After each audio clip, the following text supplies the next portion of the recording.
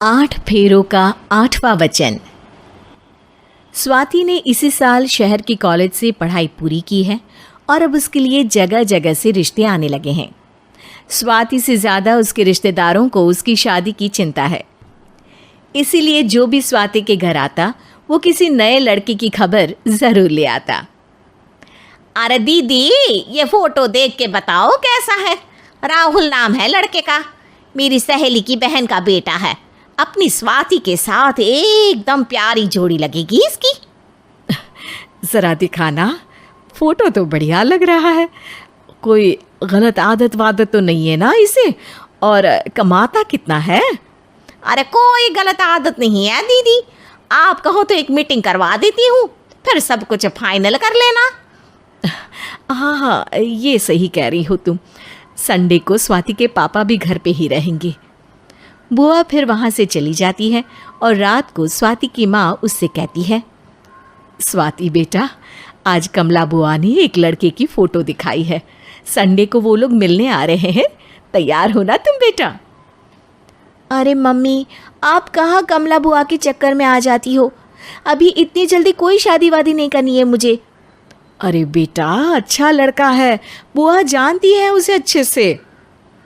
हाँ स्वाति बेटा, एक बार मिल तो लो, बाद में देखेंगे आगे क्या करना है।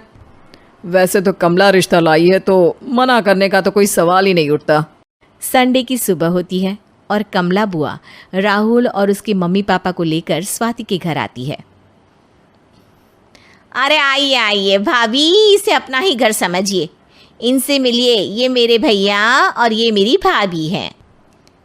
नमस्ते भाभी जी, ये है हमारा लड़का राहुल, सरकारी नौकरी की तैयारी कर रहा है ये। वैसे आपकी बेटी कहाँ है?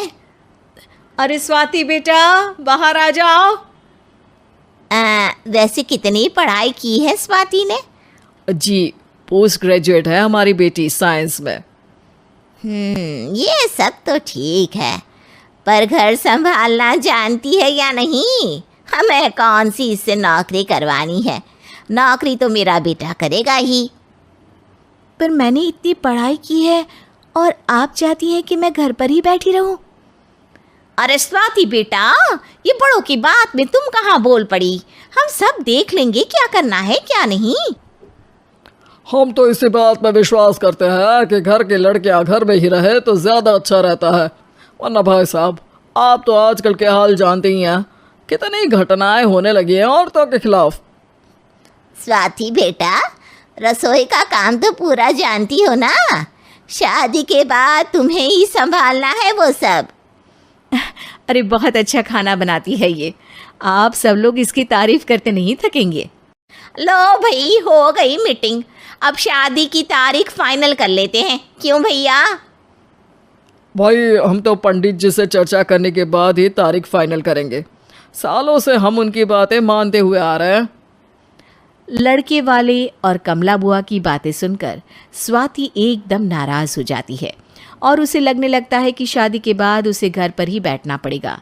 लेकिन घर वालों के आगे उसकी एक नहीं चलती और उसे शादी के लिए हाँ कहना पड़ता है।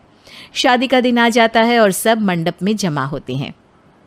अब फेरों का समय हो गया है, अब कन्या अपने वर से 7 वचन मांगेगी।